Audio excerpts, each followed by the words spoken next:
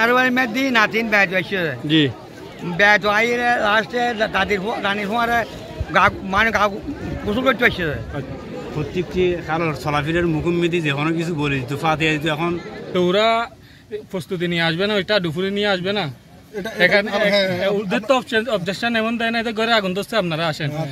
ঘটনা ঘটছে নদীর পানি অনেক গভীর, এখানে প্রচুর বালু উত্তোলন করা হয় এবং ফটিকছড়ি দুরুম খালে গোসল করতে নেমে নানি নাতনির মর্মান্তিক মৃত্যু হয়েছে।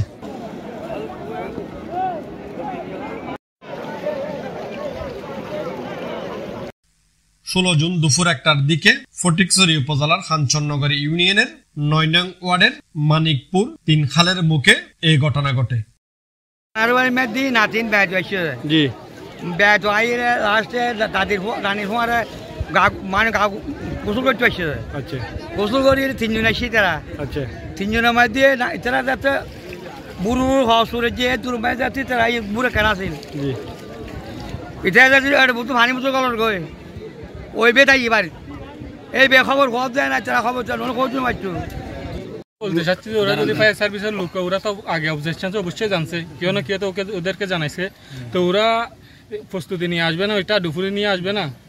এখানে ওদের তো অবজেকশন এমন দেয় না, ঘরে আগুন ধরছে আপনারা আসেন।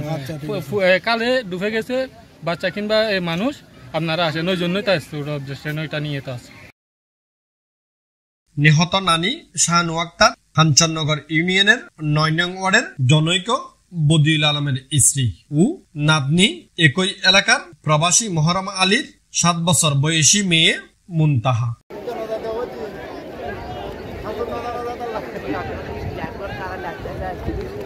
এলাকাবাসীরা জানান দুরুম খালে 1টার দিকে নানি ও 2 নাতনি মিলে গোসল করতে যায়। সেখানে নাতনি মুনতাহা ডুবে গেলে নানি উদ্ধার করতে গেলে তিনিও পানিতে তলিয়ে যায়। ঘটনা ঘটছে নদীর পানি অনেক গভীর, এখানে প্রচুর বালু উত্তোলন করা হয় এবং প্রচুর এখান থেকে প্রশাসন অনেকবার মেশিনগুলো নিয়ে গেছিল। এরপরেও কিন্তু আমরা দেখতেছি ওইদিকে এখনো বালু উত্তোলন করা হয়। এই প্রশাসনে আমি বলবো এটা প্রশাসনের দোষ, কারণ প্রশাসনে সবসময় দেখে এরা কোনো পদক্ষেপ নেয় না। এরা আগেও দেখা গেছে এখানে সেনাবাহিনীরা এসে কয়েকটা মেশিন নেওয়া যাওয়ার পরে এরপরে আবার কি হলো, আবার সেনাবাহিনীর হস্তক্ষেপ নেই। এটার কি কোনো সুরাহা হবে না আমি জানি না। এই কারণ আমি আরও বলবো প্রশাসনকে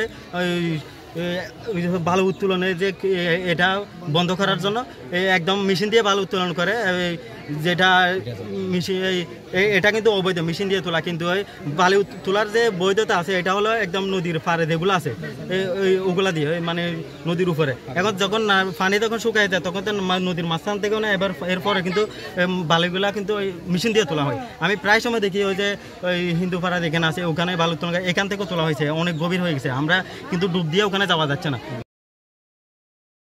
পরে নাতনি সুমাইয়া বাড়িতে গিয়ে পরিবারের সদস্যদের জানালে পরে স্থানীয়রা উদ্ধারে নেমে প্রায় 3.5 ঘন্টা চেষ্টা চালিয়ে প্রথমে নানি শাহানু আক্তার এবং 1 ঘন্টা পর নাতনি মুনতাহাকে উদ্ধার করে।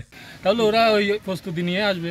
নানি নাতনিকে উদ্ধারের জন্য নিচে নামছিল পানির মধ্যে, নামার পরে নানিও নিখোঁজ হয়ে গেছে। 2 জন নিখোঁজ হওয়ার পরে 10 বছরের একটা নাতনি ছিল, ও উপরে উঠে গেছে। উপরে ওঠার পর ও চিৎকার করতেছে আমার নানিকে নদীর মধ্যে ডুবে গেছে স্নান করতে গিয়ে। তো চিৎকার শুনে এখানে এলাকাবাসী সবাই আসছিল। আসার পরে এই উদ্ধার কাজ অব্যাহত আছে, কিন্তু লগে লগে ফায়ার সার্ভিসকে বলা গিয়েছে, ফায়ার সার্ভিস এসে কোনো কাজ করে নাই, কোনো কাজের গতিও দেখতেছি না। চাইলে কিন্তু ওরা ডুবুরি দল আনতে পারতো, আমাদের কাছে তার ডুবুরি দলের নাম্বার নেই। আমাদের কাছে আছে যে ফায়ার সার্ভিসের নম্বর, যেহেতু আমাদের অতটা নাই, যাদের নাম্বার আছে আমরা তাদের সাথে যোগাযোগ করেছি, ফায়ার সার্ভিসের সাথে যোগাযোগ করেছি। ফায়ার সার্ভিস আসছে, কিন্তু ওরা আসছে প্রায় 1.5 ঘন্টা হয়ে গেছে, কোনো কাজ ওদেরকে সম্পৃক্ত করতে দেখলাম না। সরকারিভাবে বালু তুলে, কিন্তু তুলে যে সরকারে যেভাবে বলছে সেভাবে বালু উত্তোলন হচ্ছে না, কিন্তু চারিদিকে কিন্তু এখানে মেশিন দিয়ে বালু তোলা হচ্ছে। এটা সরকারি আইন মানছে না ওরা, সেজন্য এখানে কাল অনেক গভীর হয়েছে। এখানে চারিদিকে ভাঙতেছে, অনেক মানুষ ঘরহারা হচ্ছে, গৃহহীন হচ্ছে।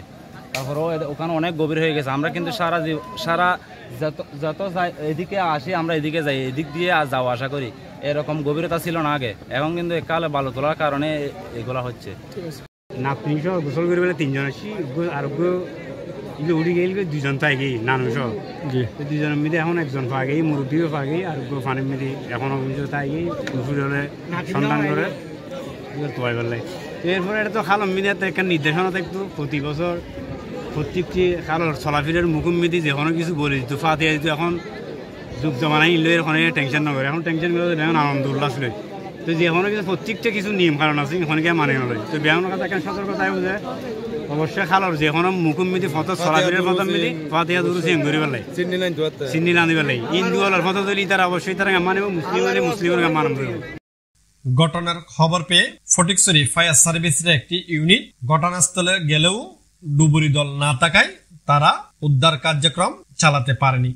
বিভাগীয় পর্যায়ে ডুবুরি দল থাকে, ওখানে আমরা 1:35 মিনিটে আমরা নিউজটা পাই। নিউজ পাওয়ার পরে সাথে সাথে নিয়ন্ত্রণ কক্ষকে আমরা অবগত করি। নিয়ন্ত্রণ কক্ষ আমাদেরকে বলে যে আপনারা প্রথমে যেয়ে পরিদর্শন করে দেখেন, ওখানে যাওয়ার পরে নিয়মতান্ত্রিকভাবে আমরা কাজ আরম্ভ করি। তখন এই পর্যায়ে আমরা আসছি, আসা 15:25 মানে 13:35 মানে 1:35 আর 15:35 মানে 3:25 আমরা ওইভাবে সময়টা মেনটেন করি।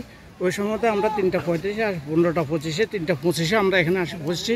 বসার পরে আমরা অবগত করি কন্ট্রোলকে এবং আমাদের ডিএডি মহোদয় মান্নান স্যার, ডিএডি উপপরিচালক সরকারি পরিচালক মহোদয়কে অবগত করি। উনি ডুবুরি টিম অলরেডি পথে আছে। এ বিষয়ে উপজেলা সহকারী কমিশনার ভূমি মোহাম্মদ নজরুল ইসলাম বলেন, খুবই দুঃখজনক একটা আসলে ঘটনা আমরা আজকে দেখলাম আর কি। এটা আসলে কোনোভাবে কাম্য নয়। আমরা উপজেলা প্রশাসন থেকে বা আমি নিজে এসিলেন্ট হিসেবে আমি জয়েন করেছি, খুব বেশি দিন হয়নি, 1.5 মাস হলো। এর মধ্যে থেকে আমি অনেকবার প্রায় প্রতিনিয়তই হলো যে ড্রেজার আর হলো যে মাটি কাটা এগুলোর ব্যাপারে অভিযান চালাচ্ছি এবং বিভিন্ন সময় আমরা ব্যবস্থা নিচ্ছি। আজকে যেমন আজকে এই কিছুক্ষণ আগেও আমরা আসলে একটু ড্রেজার জব্দ করেছি। জব্দ করে এটি আমরা এখন সরকারি যে প্রসিডিউর আছে সেই প্রসিডিউরে এটি নিষ্পত্তি করব। আর এরকম যতগুলো অবৈধভাবে ড্রেজার মেশিন চলছে এগুলো সবগুলোর ব্যাপারেই আমরা কঠোর ব্যবস্থা গ্রহণ করব। এই যে 2 জন মারা গেল, এক্ষেত্রে উপজেলা প্রশাসন কোনো ধরনের সহযোগিতা করবে কিনা? বা আমার ইউনিয়ন পরিষদ থেকে, আমি যেহেতু ইউনিয়ন পরিষদের এই কাঞ্চননগর ইউনিয়ন পরিষদের দায়িত্বে আছি, আমার ইউনিয়ন পরিষদ থেকে আমাদের যতটুকু সামর্থ্য আছে তা দিয়ে আমরা ওনাদের পাশে দাঁড়াবো, যদিও সেটা খুব অপ্রতুল। আর এই ব্যাপারে আমার ইউনো স্যার অলরেডি অবহিত আছেন। আমি এখানে যেয়ে স্যারের কাছে আবার রিপোর্ট করব। আমি নিশ্চিত স্যার কোনো না কোনো ব্যবস্থা করবেন।